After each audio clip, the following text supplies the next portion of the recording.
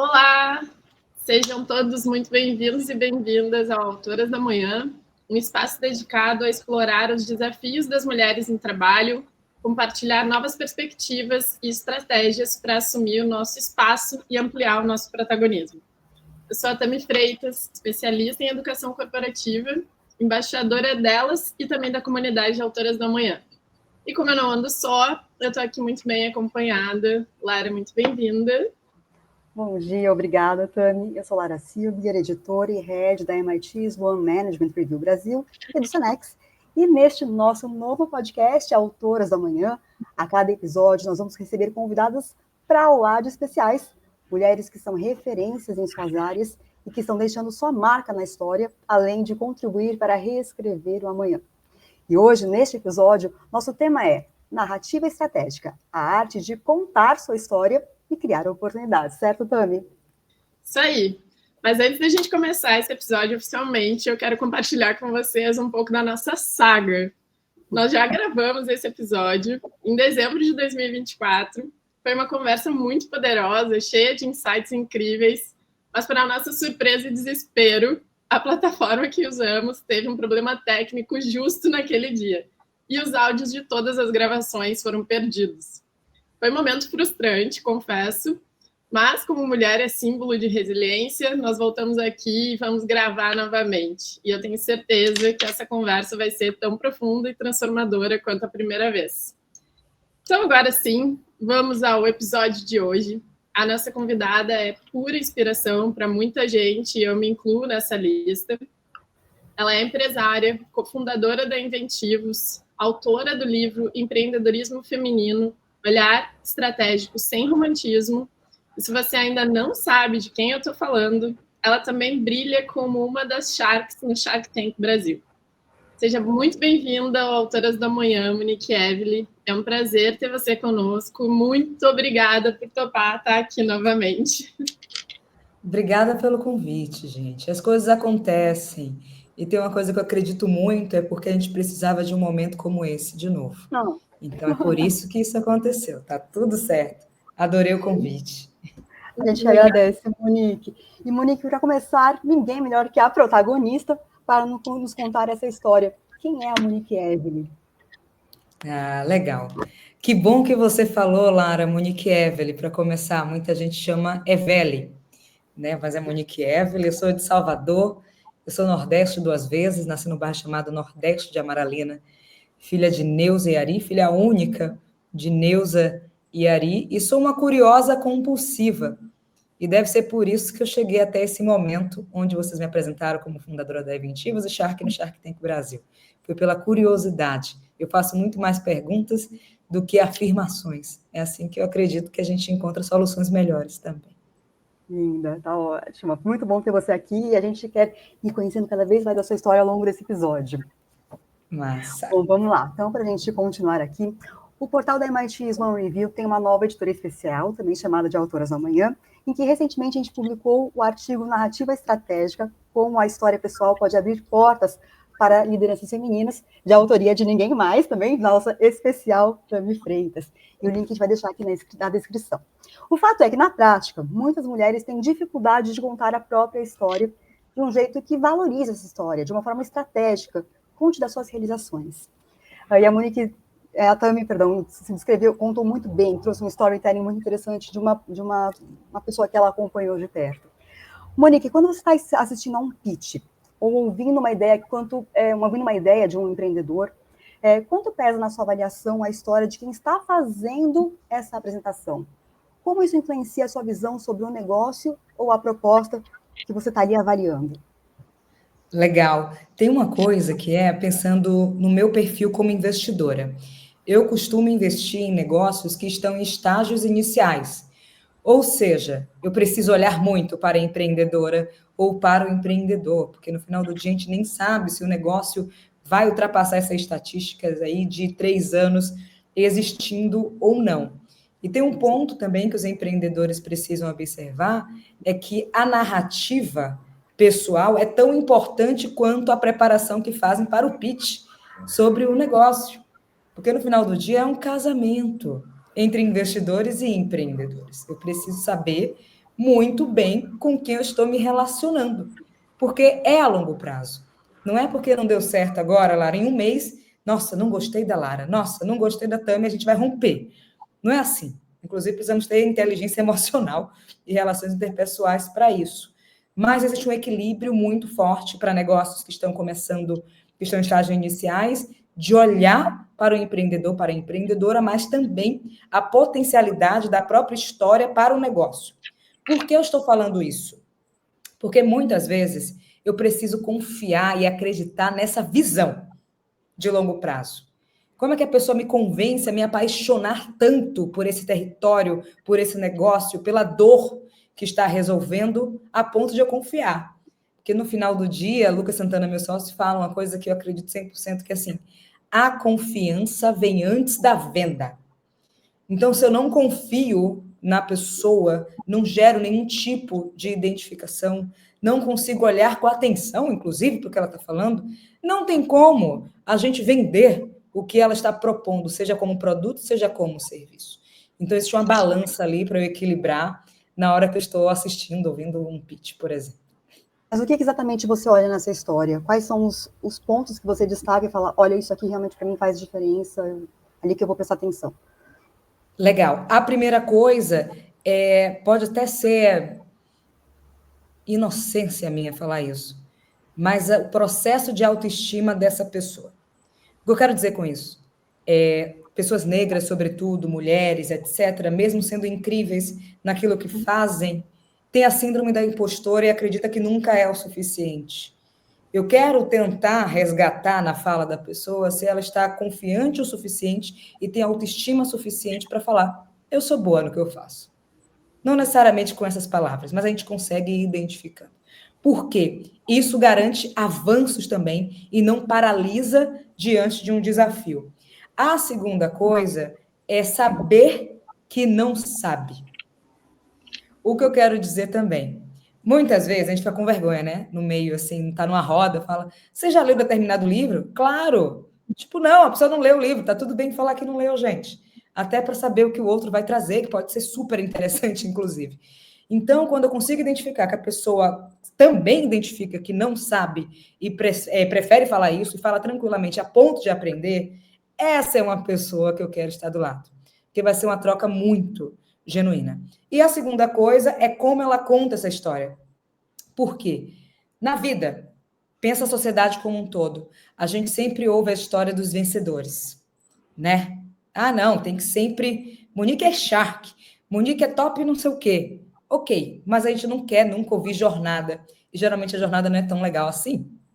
Então, quando eu sinto um equilíbrio nessa narrativa, e como ela lidou, essa pessoa lidou, inclusive, com os desafios, faz sentido estar perto, porque eu não precisei perguntar a jornada. Ela trouxe a jornada, o que aprendeu na jornada. E não necessariamente ela ganhou, sempre, porque a gente perde muito mais do que ganha. Olha a Beyoncé, teve que perder 44 Grammys, né? Antes de ganhar. Mas a gente só vê Beyoncé agora, mas ela perdeu 44 vezes. Então eu quero entender esse equilíbrio também na narrativa. E vai convencendo, né? Tipo, passei por isso, o desafio é esse, eu resolvi assim, agora estou aqui apresentando, preciso de dinheiro. É diferente do que eu sou tão incrível, aí eu fico, se você é tão incrível assim, você não precisa de mim, né, gente?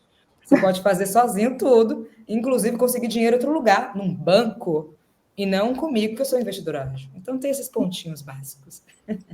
Básicos e essenciais, né? Exato. Obrigada, Monique. Básico mais do que estratégicos, eu diria.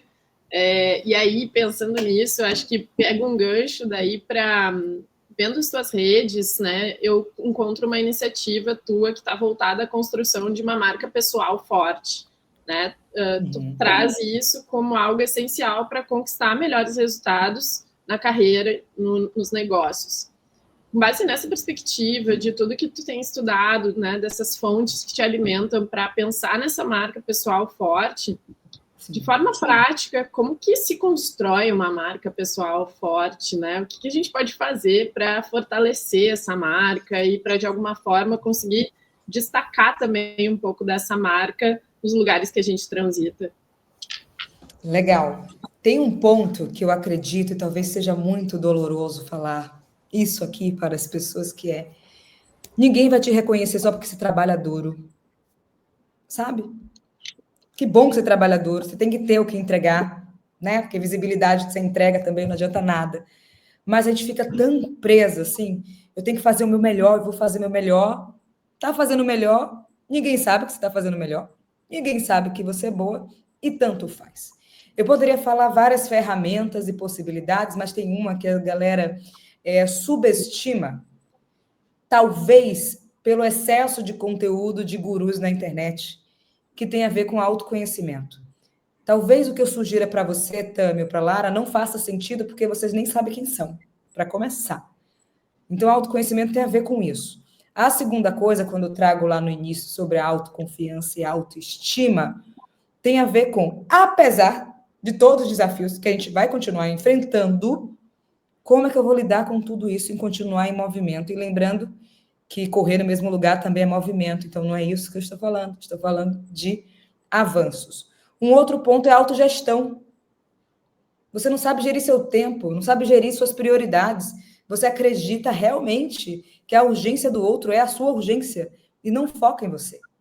Então não dá. Autogestão e autorresponsabilidade. Não adianta a gente achar e terceirizar as nossas decisões para outras pessoas, outras empresas, outros lugares. Por quê? No final do dia, talvez você acumule frustrações. Porque decidir ou não decidir, escolher ou não escolher, é sim uma decisão sua. Ponto. Essa é a primeira etapa. Entendi quem eu sou, autoestima sendo construída, não é todo dia que a gente acorda motivada, tá tudo bem. Agora a gente vai para um segundo momento. Quem quer falar para todo mundo não fala para ninguém. Gente, você não está construindo sua marca pessoal para ser a pessoa mais legal da sala. Não é sobre ser legal, sobre ser divertida. É vender a sua verdade.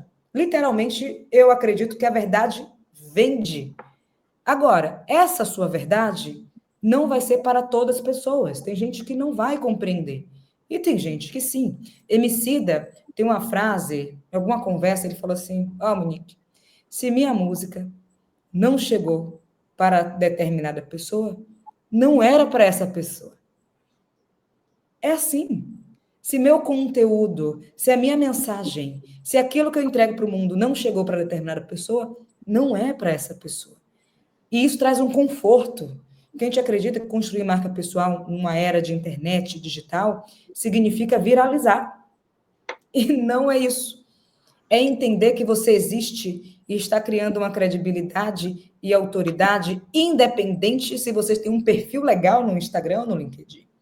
É sobre seus pontos de contato. É a autoridade da presença, seja nas redes sociais, seja no evento, seja conversando aqui com vocês e assim por diante.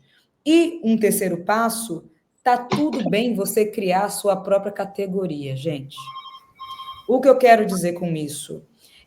Monique, eu trabalho com desenvolvimento pessoal. Tá bom, mas muita gente trabalha com isso. Vou trazer o meu exemplo para ficar mais simples, que é, considerando que eu, sim, faço mentoria, mas eu tenho um pilar olhando para executivos e figuras públicas, o meu papel, a minha categoria de atuação com essas pessoas, com esse público, é ser uma concierge de personal branding. Por quê? Pressupõe que o ticket não é o ticket que eu costumo vender nas redes sociais, por exemplo, simples, prático, acessível, etc. Pressupõe que o concierge está mais disponível do que em outros momentos, seja um curso, seja uma mentoria pontual, e pressupõe a melhor qualidade de entrega quando a gente pensa concierge. É quase um cartão black do melhor banco que existe hoje no Brasil. Sou eu para executivos e figuras públicas hoje no mercado. E você? Existe concierge de marca pessoal? Não sei. Eu sei que eu sou isso. E eu consigo demonstrar o benefício só no título. E às vezes a gente quer pirar muito. Por exemplo, o que é que você faz também? Eu faço as pessoas se sentirem extraordinárias porque tudo que eu crio é incrível. Não, mas o que você faz? O que você entrega, gente? Aí você fala e não entrega nada. Tá tudo bem ser simples, direto e objetivo. Porque não é sobre ser umbigo. Aí que tá. Você está criando a sua marca pessoal para ficar olhando para o seu umbigo? Se fizer isso, fica você com você. Resultado você não vai ter.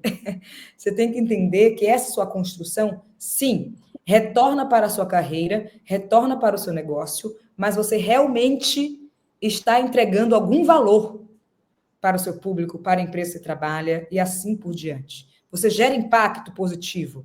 Então, também não adianta correr atrás de visibilidade se você não tem nada para entregar, assim como não adianta você ficar achando que é só trabalhar duro se você não consegue compartilhar e gerar valor de verdade para as pessoas e para as empresas e para o ecossistema que você quer. E eu sei que essa frase é muito difícil, mas considerando pessoas de grupos subrepresentados, aqui eu não excluo racismo, machismo, LGBTfobia, nem nada, mas até isso, a construção de marca para pessoas que se parecem comigo, tem a ver com uma sobrevivência profissional. Porque o racismo vai continuar.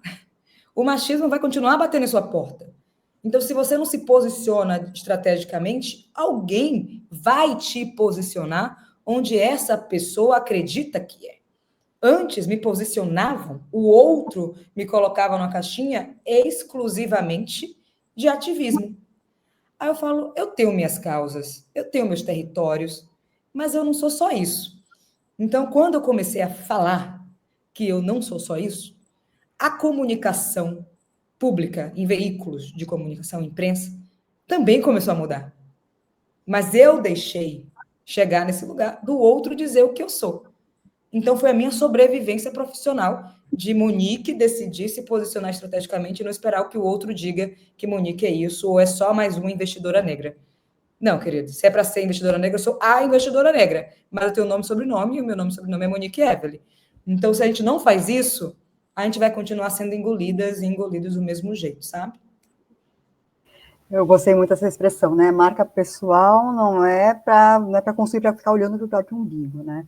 E aí eu quero que a gente tente fazer uma correlação depois que eu fizer essa pergunta aqui, porque eu acho que pode gerar um conflito nas mulheres que muitas vezes a gente não compreende o que é umbigo e o que é o nosso valor, né?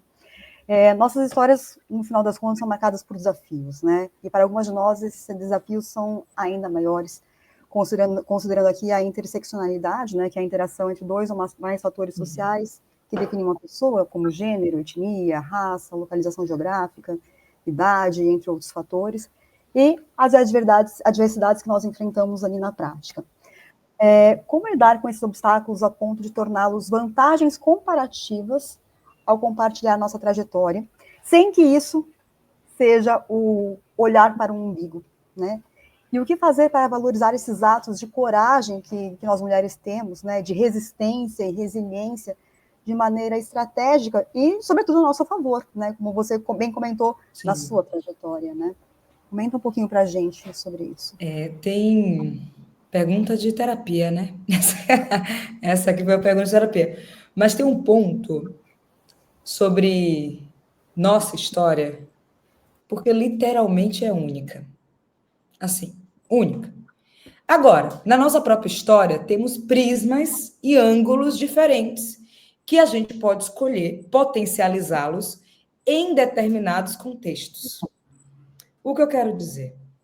Se eu estiver numa palestra que o foco é um pouco mais inspiracional e motivacional, eu vou virar Monique do avesso e entender qual é o meu maior trunfo da minha história para gerar identificação mais rápido com quem está me assistindo, porque o objetivo é inspiracional e motivacional. Agora, se meu objetivo é muito ser prática, útil, coloca em prática amanhã, agora, as pessoas começam a levantar o caderno, anotar, eu tenho um outro prisma que eu vou entregar, que é a minha potencialidade de conseguir decodificar qualquer tema que eu domino e não ser algo chato, não ser uma aula. Porque a gente fala, vai para a aula, a gente pensa na escola, não sei na época de vocês, mas na minha época era muito chato.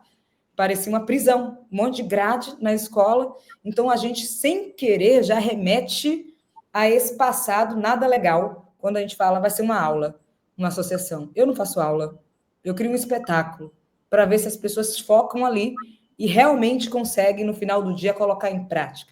Então, eu não abandono minha história.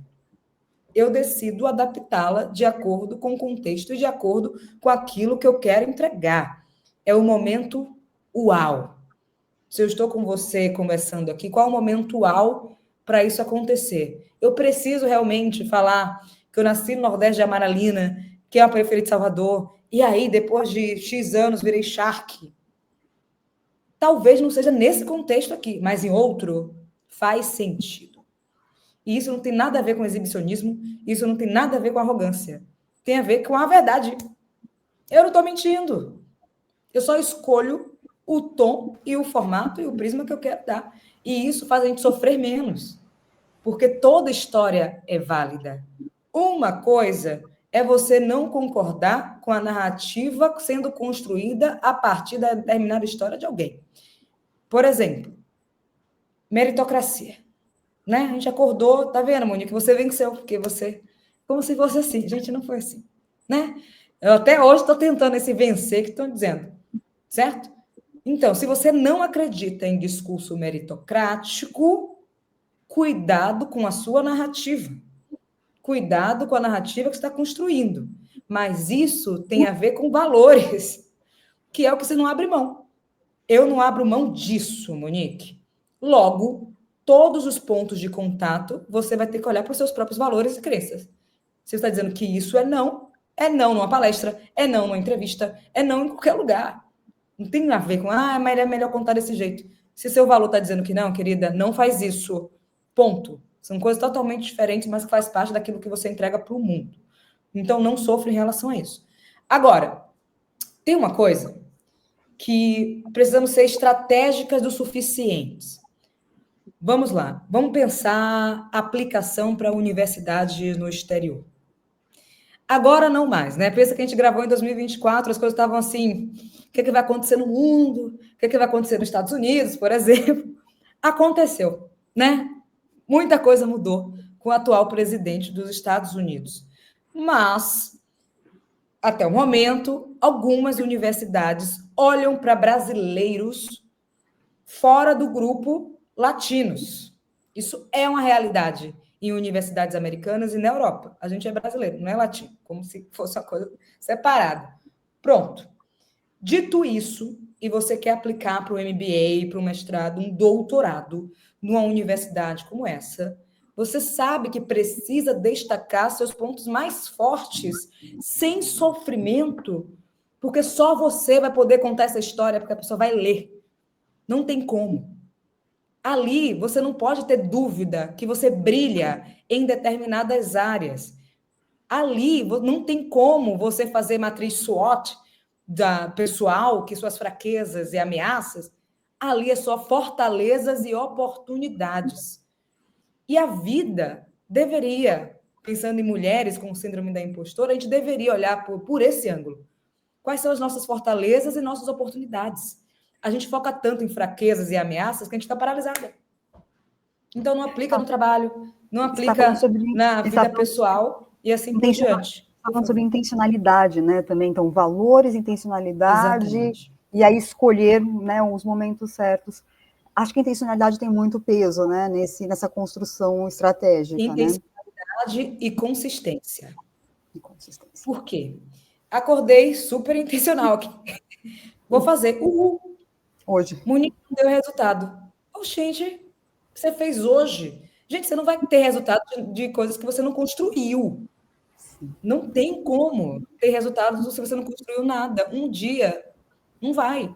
As pessoas sabem que eu existo hoje, em 2025. Eu comecei em 2011. E aí? Né? Então, assim, essa consistência que vai moldando, inclusive, a sua maturidade de entrega, a sua maturidade de se expressar. E quando eu falo se expressar e falar em público, não é subir num palco. É uma conversa aqui, é uma reunião de trabalho, é uma apresentação básica do trabalho. É isso. É a consistência. Agora, não, Monique, mas eu quero sair na Forbes. Corrigindo. Não, Monique, mas eu quero sair na MIT. Entendeu? Como é que eu faço isso? Gente, vamos lá. Consistência. Agora, a consistência que leva para um lugar de excelência. E a última coisa vai ser se tornar referência ou reconhecida numa área. Mas não tem como pular essa etapa. Não tem como você acordar e se tornar referência e reconhecida ontem de uma coisa que você não fez. Vai ser a consistência, e a consistência vai entregar a excelência, e a excelência vai entregar esse lugar de reconhecimento. Não dá para ser diferente. E no final do dia, quando as pessoas me abordam, eu falo assim, eu preciso sair nessa lista de inovadoras antes dos 30 anos na MIT. Aí eu, tá bom. O que é que você criou, né? Já que é inovação. Não, eu estou pensando em alguma ideia. Como é que eu faço? Você tem quantos anos? É abaixo dos 30, né? Peraí, deu uma travada. Voltou. Você tem quantos anos? Porque é abaixo dos 30. Tenho 29.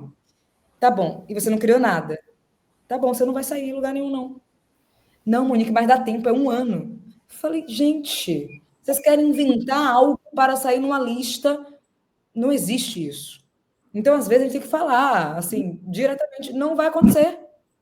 Para com isso. É injusto, inclusive, com as pessoas que estão fazendo há muito tempo, sabe?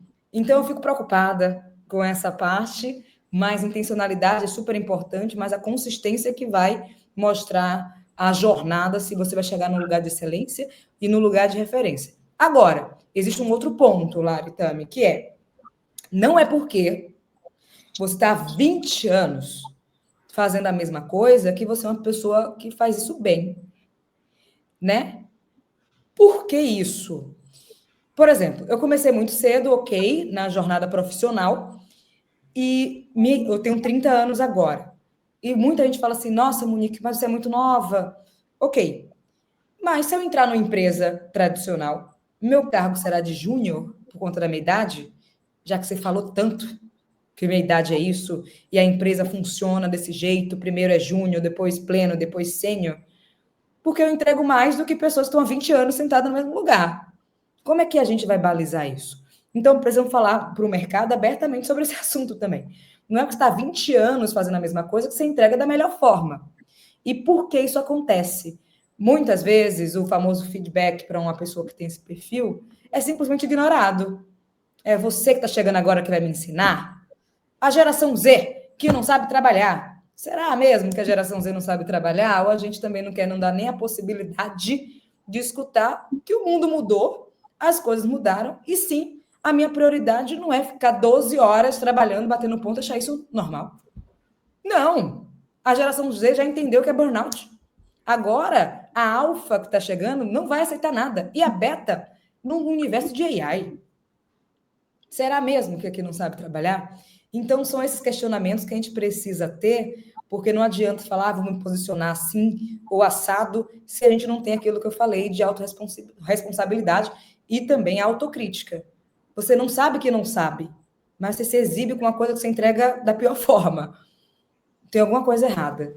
Então, isso é importante a gente olhar. Você trouxe várias competências, né, ao longo dessa construção, muito interessante. Tami, contigo, querida.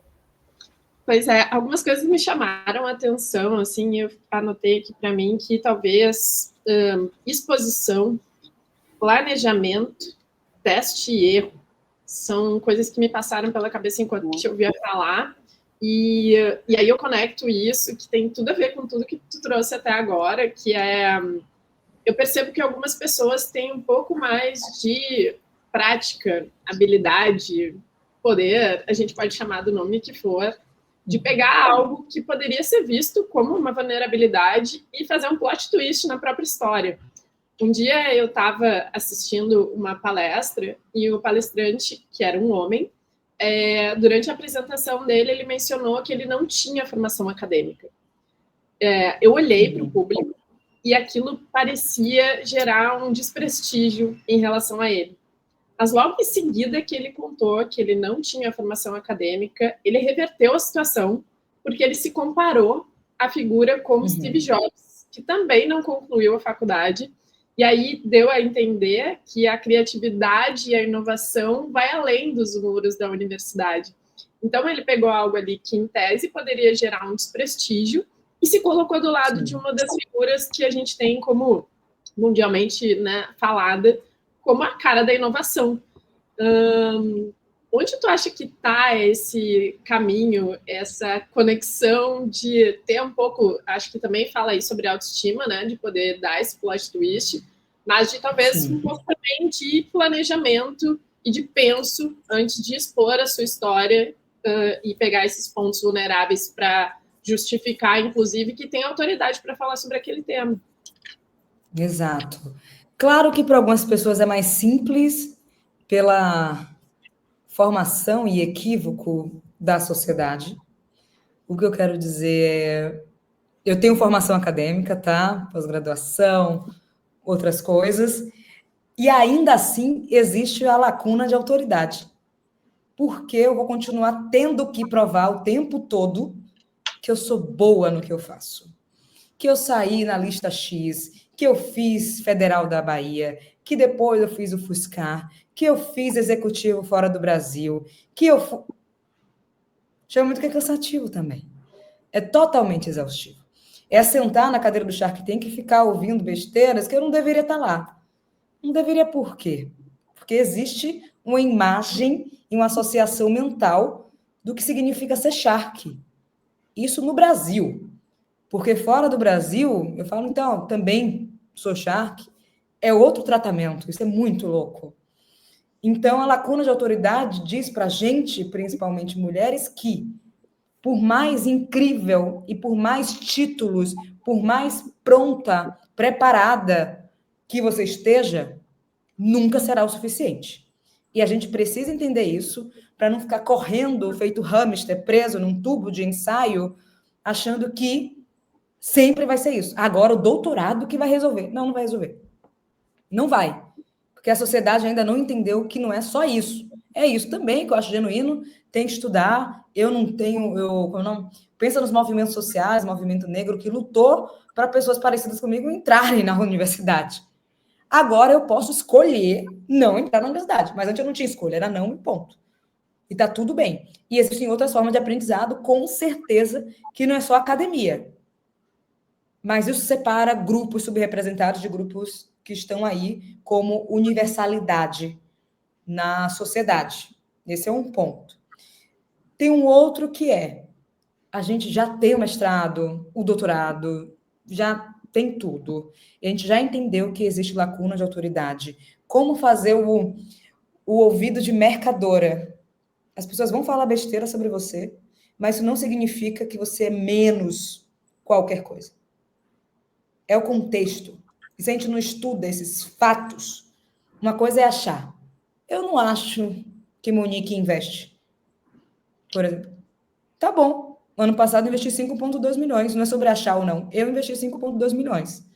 Eu não acho que Monique tem esses investidores. Ai, que bom que as pessoas que fazem parte do meu grupinho é o ex-vice-presidente da Apple, trouxe o NBA para o Brasil. O outro é ex-jogador da NBA. E o outro é da NFL. Olha só, não é sobre achar. O fato é que isso existe e acontece. E quando a gente separa, a gente consegue filtrar um pouco mais e trazer também um pouco mais de conforto. Porque se deixar, sempre vai ser um comentário que vai destruir tudo seu. O seu dia, a sua motivação, o caminho que você estava percorrendo. Aí você fala, gente, mas não é verdade. Não é verdade. E aí? Aí você vai parar suas coisas porque estão dizendo isso? Não. E fazer esse paralelo de, tá vendo, Steve Jobs não fez, é trabalhar com a exceção da exceção. É que nem quando você vai aplicar, sempre trazendo outras referências, né? Quando você vai aplicar para um visto em um país diferente do seu e tem aquele de extraordinário e extraordinária. Você tem que ser 1% da sua área de atuação no seu país. Assim, é o extraordinário do extraordinário. E a gente sempre tem que trabalhar com isso, não é possível. Se as pessoas não estão conseguindo fazer o feijão com arroz da melhor forma, porque tudo tem que ser o extraordinário do extraordinário. Outras pessoas tão incríveis como Steve Jobs estão fazendo em vida, fizeram coisas incríveis, a diferença é que não teve o mesmo holofote de reconhecimento. Mas isso não deixa de ser uma verdade que ela é tão boa quanto. E a gente precisa falar sobre esse ordinário. a pessoa que está ali fazendo, a pessoa que é incrível fazendo, e que por mais consistente que seja, talvez não tenha o reconhecimento que merece. E aí? Não é só o Steve Jobs. Não é porque eu estou aparecendo no palco principal do maior evento de inovação do Brasil que eu sou a melhor pessoa para aparecer no palco. Então, é uma linha muito tênue, é complexo, mas a gente tem que olhar para várias vertentes antes de... Será mesmo que eu quero expor minha vulnerabilidade em público? Tem dias que eu faço isso intencionalmente. Tem outros que eu não vou fazer. Não adianta me perguntar nada, não vai sair, porque também é uma escolha minha. E eu consigo equilibrar isso porque eu me conheço muito bem. Por isso que eu falei antes de ferramenta A ou B de marca pessoal, autoconhecimento, gente, porque é isso que vai ditar o que você quer ou não compartilhar com o mundo. Não gosto desse lugar de ser vulnerável com um público que não respeita a existência de pessoas diferentes dela. Não tem por que eu ser vulnerável num lugar desse, porque é uma ameaça para mim. Ponto. E é isso. Por favor, Lara. A gente falando sobre as extraordinárias, as mulheres extraordinárias, as mulheres ordinárias, todas com o seu lugar, né, que deveria ser ocupado na sociedade. Duas pesquisadoras, a Henriette Krugman e a Nathalie Levy, desenvolveram um estudo chamado Mulheres no Empreendedorismo de Inovação no Brasil, né? Baita desafio, inovação no Brasil para mulheres empreendedoras. E elas escrevem o seguinte, em um dos trechos desse estudo, em relação a mulheres em busca de identidade nesse espaço, da identidade dessas mulheres nesse espaço. Elas falam o seguinte, vou abrir aspas aqui, tá? Empreender por si só não é suficiente para que ela, essa mulher, se sinta como uma verdadeira empreendedora. O sentimento de não pertencimento a levou a modificar seu comportamento. O conflito de tentar se encaixar em padrões que não são os seus pode agravar a desconexão e alimentar a chamada síndrome da impostora, né? Então, seja extraordinária, seja ordinária, na busca pelo que é extraordinário, a dificuldade de se reconhecer como a sua identidade ali, no caso ali como empreendedora, em outros casos de outras mulheres como líderes empresariais, como líderes de organizações, a dificuldade de se reconhecer como uma mulher com potência, né? E eu queria que você comentasse um pouquinho sobre isso, né? Sobre como esses fatores externos contribuem para a recusa do seu próprio mérito, muitas vezes, né? E como que o valor dessas credenciais também que você comentou, né? Essas credenciais, muitas vezes elas buscam, inclusive, mais do que os homens, né? Tem dados que mostram que a mulher passa mais anos estudando do que eles. E como que isso tudo pode se conversar? Como equalizar todos esses fatores para que a mulher reconheça a sua identidade, o seu potencial?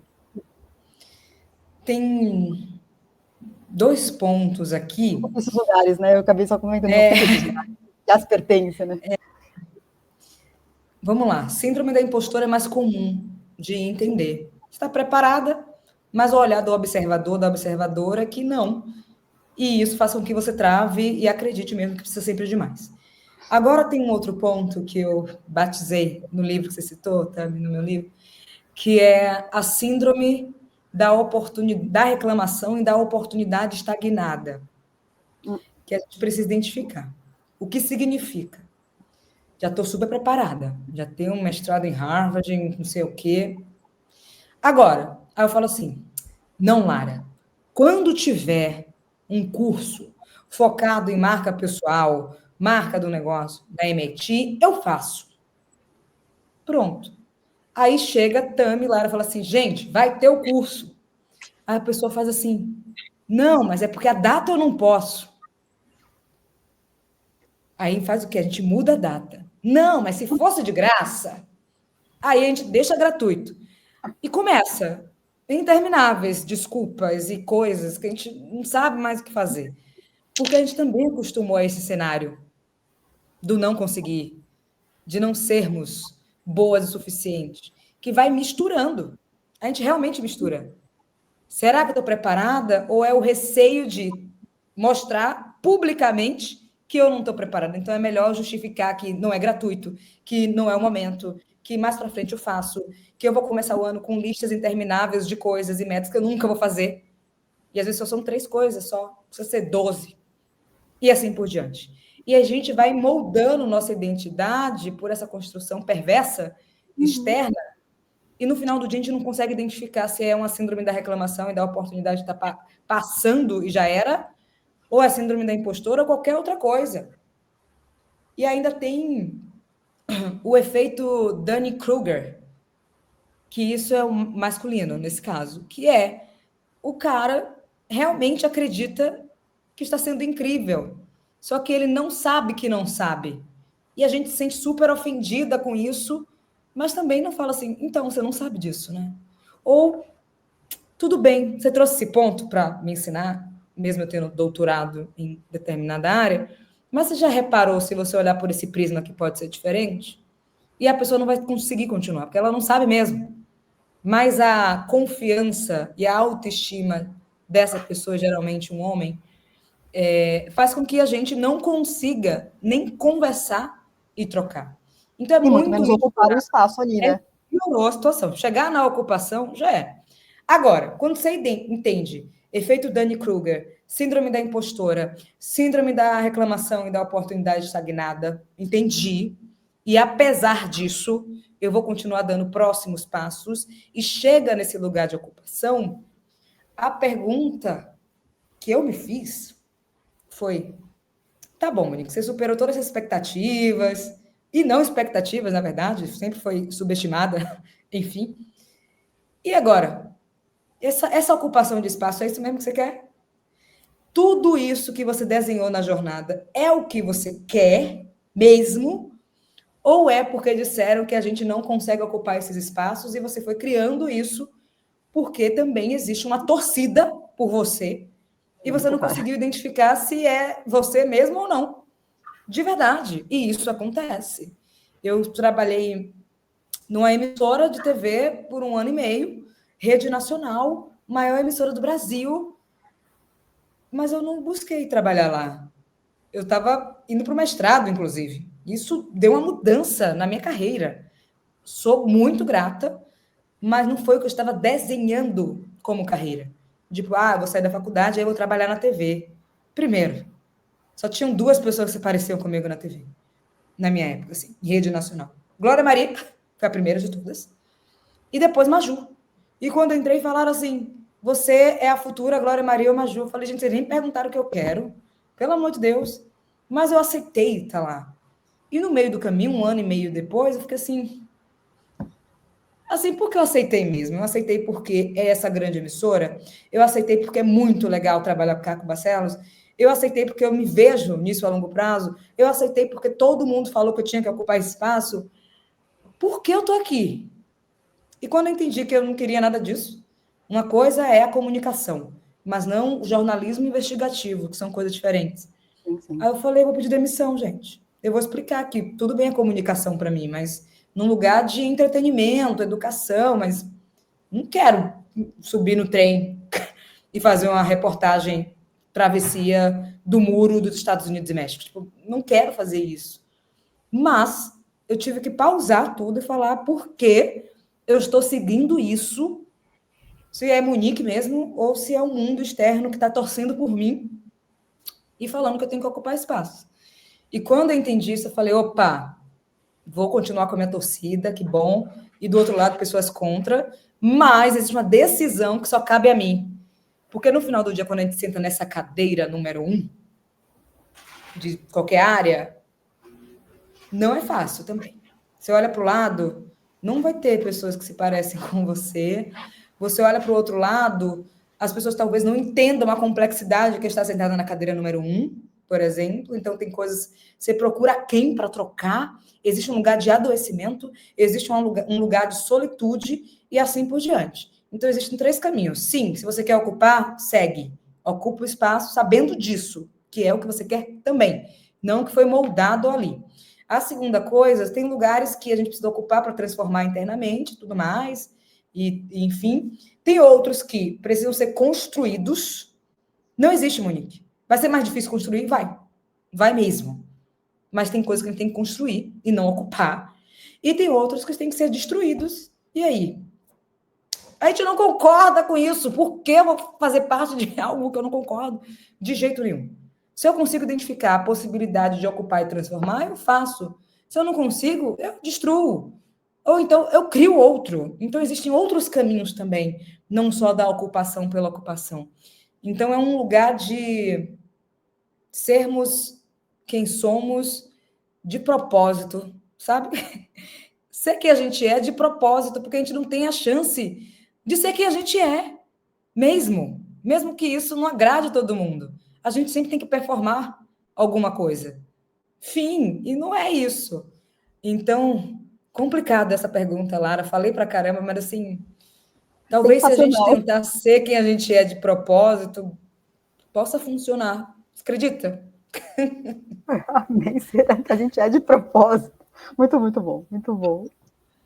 Nossa, só reforça o quanto é necessário essas conversas, né? Porque eu acho que tem coisas aqui que a gente está falando que talvez a gente fale pouco sobre isso. Acho que tem um labirinto dos desejos aí também colocado muito pelo advento das redes sociais, que faz a gente se perder no desejo do outro, né? Então, eu acho que tu traz pontos muito relevantes, assim, para a gente pensar e explorar mais.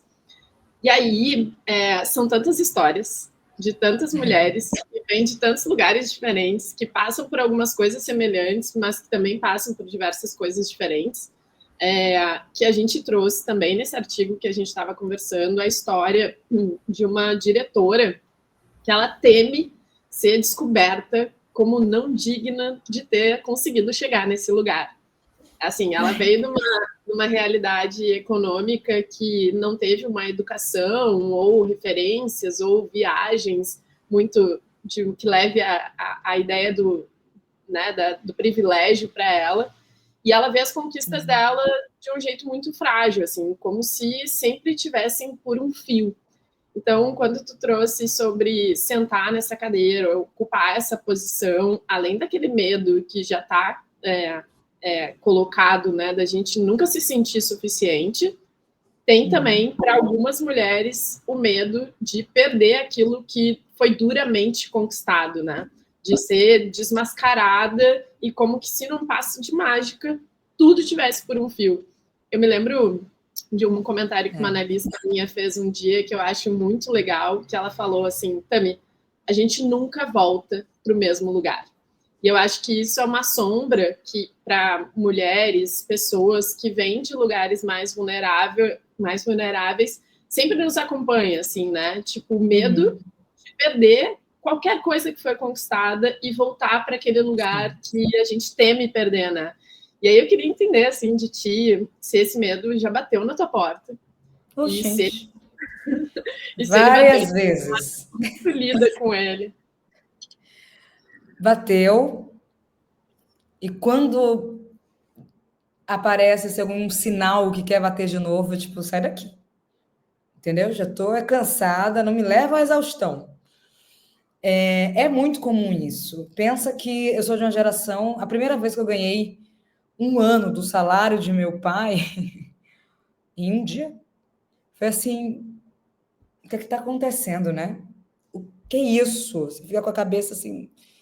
Eu posso fazer isso em 1 hora e meu pai está lá todos os dias, escala 6x1, deu bug.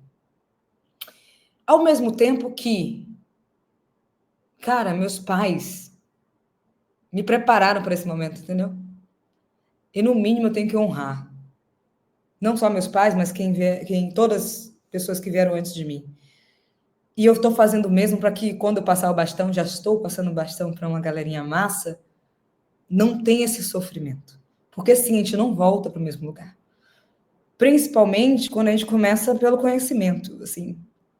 Não tem como, você não desvê o mundo, né? Você começa a ter consciência, você começa a se posicionar e assim por diante. Então, toda vez que dá algum sinal de, ai meu Deus, é tipo, relaxa aí, entendeu? E o capitalismo faz muito isso com a gente, né? Tipo, você investiu isso, as perguntas me fazem, ai Monique, e ano que vem, qual a previsão? Dobrar? Eu falei, por que eu dobraria? Que pergunta é essa?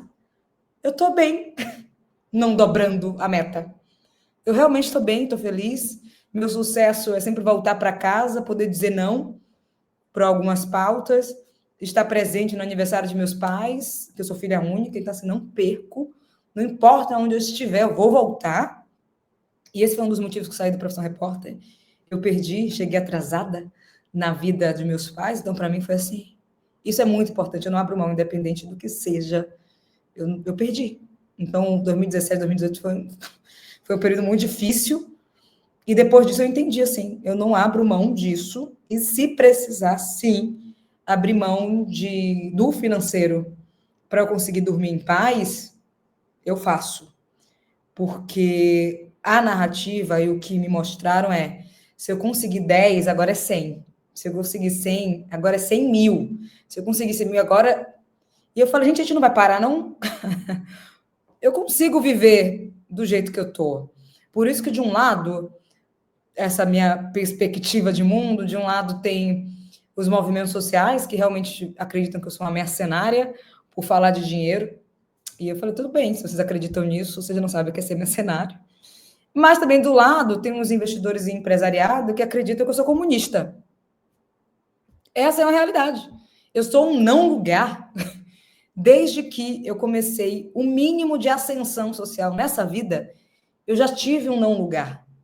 Quando eu volto para onde eu nasci, as pessoas já não me reconhecem como Monique é do Nordeste de Amaralina. Ao mesmo tempo que onde eu moro, eu também não sou, porque eu não sou de berço. Entendeu? Então, é um não lugar. Eu já vivo num não lugar. Então, assim, não dá para seguir essa lógica do mais e melhor e subir para cima. Não acredito que desenvolvimento e produtividade significa isso, de ter que ser sempre para frente, para cima, mais. Às vezes é voltar, assim, eu cresci tanto que eu consigo pausar. Olha que loucura. Eu cresci tanto que eu consigo voltar, dar passo para trás. Mas é o meu jeito. E eu tento compartilhar isso com outras pessoas também. Porque, assim, eu já tenho histórico de credibilidade. A pessoa que está nessa cadeira número 1 já tem um histórico de credibilidade, mesmo que ela saia da cadeira. Já existe, já aconteceu. Eu não vou, se eu decidir, ou por algum motivo, eu falo assim, gente, eu não vou continuar mais no Shark Tank. Querido, fui Shark. E continuo sendo Shark sem o título Shark no reality show. Já aconteceu. É uma realidade. Não vai mudar a realidade que Beyoncé escolheu Salvador para lançar o filme dela em 2023. Aconteceu. Então, Salvador foi a cidade escolhida, não muda. E é isso que eu me apego. Já aconteceu. Eu tenho esse histórico de credibilidade. Eu tenho esse histórico de autenticidade. Se eu quero continuar, é outra coisa. E isso foi me confortando. E repare que toda essa conversa eu falei de conforto, porque a gente fica muito assustada mesmo, porque o mundo é perverso. Né? Eu posso sair a qualquer momento desse lugar, eu posso ir para... São tantas coisas, mas o histórico existe. E o histórico pavimenta. E aí, a partir daqui, que está tudo para cima, que você quiser. Ou tudo para baixo, ou tudo para trás, ou tudo para o lado. Você que vai direcionar. Mas você já virou a CEO X, a C-Level de alguma coisa, a investidora, a empreendedora, ou qualquer área que você esteja. Isso já é uma realidade. E as pessoas vão atrás de você e vão perguntar por isso, mesmo que você saia. Vários CEOs saem de posições de CMO, CCO, CSO, e vão dar palestra e lançar livro pelo histórico de credibilidade. A diferença é que eles entenderam. E a gente não. Eu saí, agora acabou. Não, você vai me ensinar agora como é que eu posso fazer isso, porque você já esteve nesse lugar que eu não estava, e eu quero estar, e assim por diante. Então, o histórico de credibilidade, ninguém apaga. Agora, a diferença é, você vai querer potencializar isso ou não? Eu potencializo. Eu uso meu histórico, a mesma coisa, de acordo com o contexto. Eu adapto a narrativa de acordo com o contexto. O histórico existe. Fim. E aí a gente resolve o que fazer a partir disso.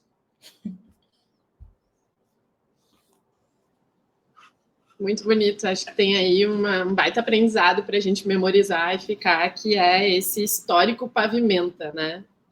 A gente levou um tempo para construir essa credibilidade e com certeza não é assim para ser desfeito, né? A gente não vai perder tudo. Lara, você quer dar sequência aqui para a gente?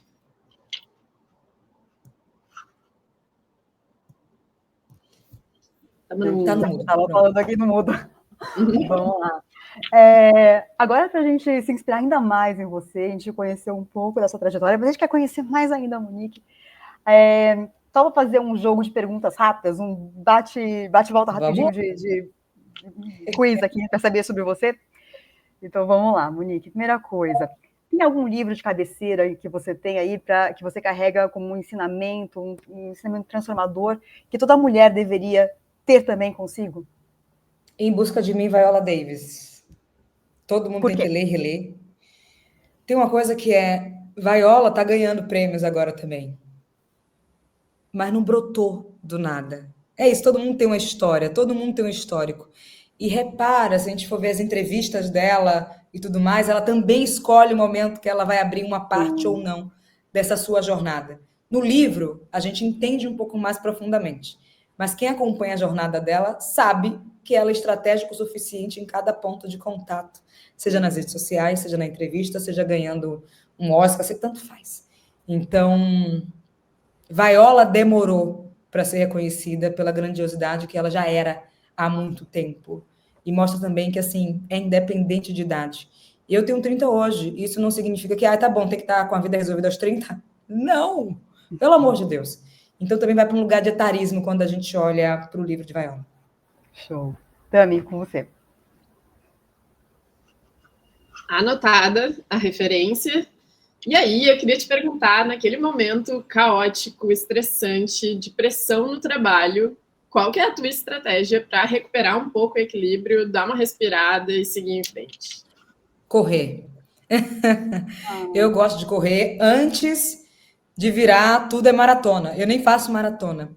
Mas para mim sempre funcionou, porque, primeiro, ao ar livre, eu moro perto da orla de Salvador, praia, tem muita vegetação, e esse lugar de olhar para o horizonte me dá um equilíbrio. Tipo, calma, tá vendo, Monique? Olha o tamanho, olha essa imensidão, relaxa, vão resolver sem você.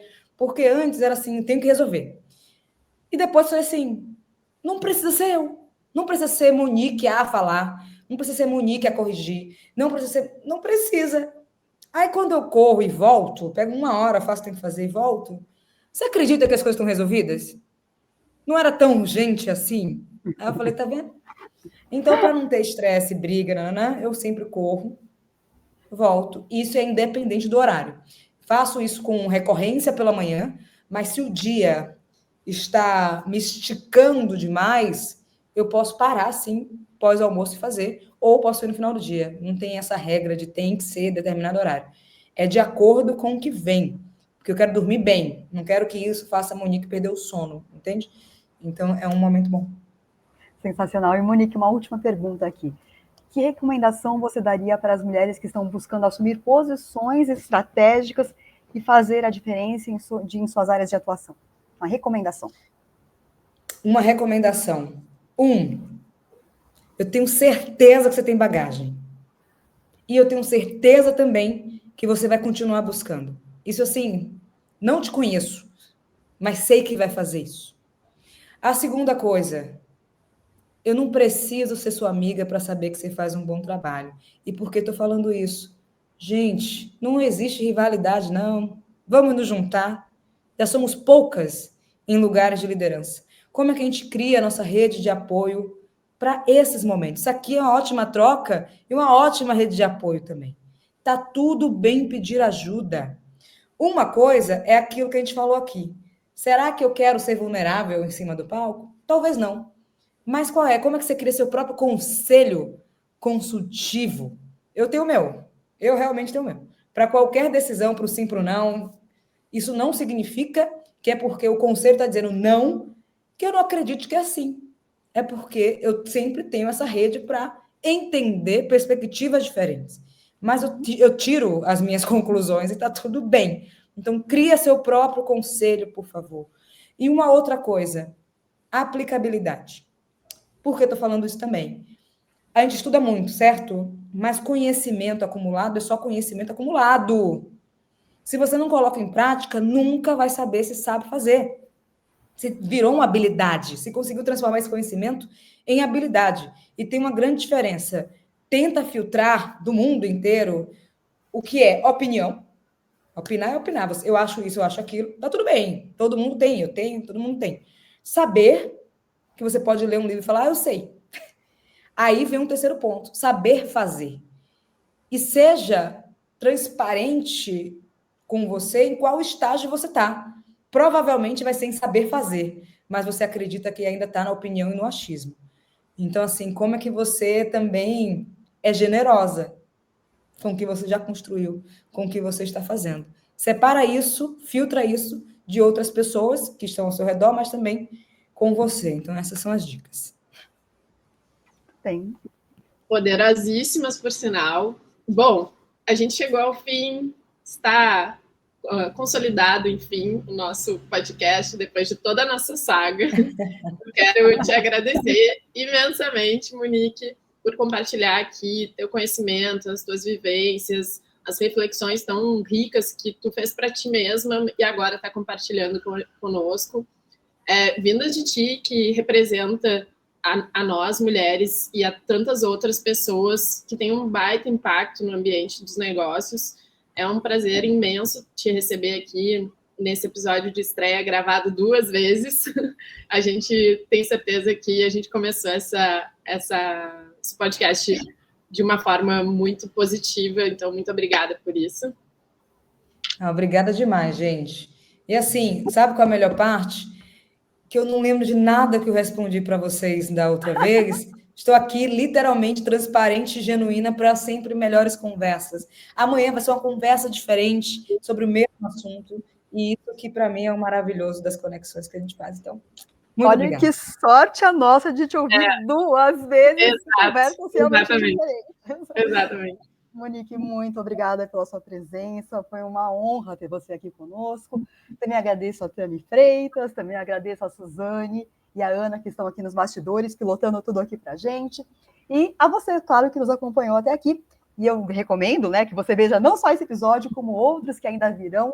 E vocês podem assistir a todos no nosso portal mitsloanreview.com.br, onde você também acessa artigos e pesquisas inéditas na nossa editoria especial Autoras do Amanhã. Não é isso, Tami? É isso mesmo. A gente mencionou no início do episódio, a Monique trouxe aqui agora falando do conselho consultivo. O que eu acho que fica de mais rico de tudo isso é que a gente não anda só. E aí a gente precisa construir esses caminhos, essas conversas juntas. Então, serão muito bem-vindas sugestões de outros temas, ideias para a gente compartilhar aqui, para tornar essas conversas ainda mais inspiradoras e resolutas para os desafios que as mulheres têm no ambiente do trabalho. Nos encontramos no próximo episódio. Até lá! Obrigada, gente.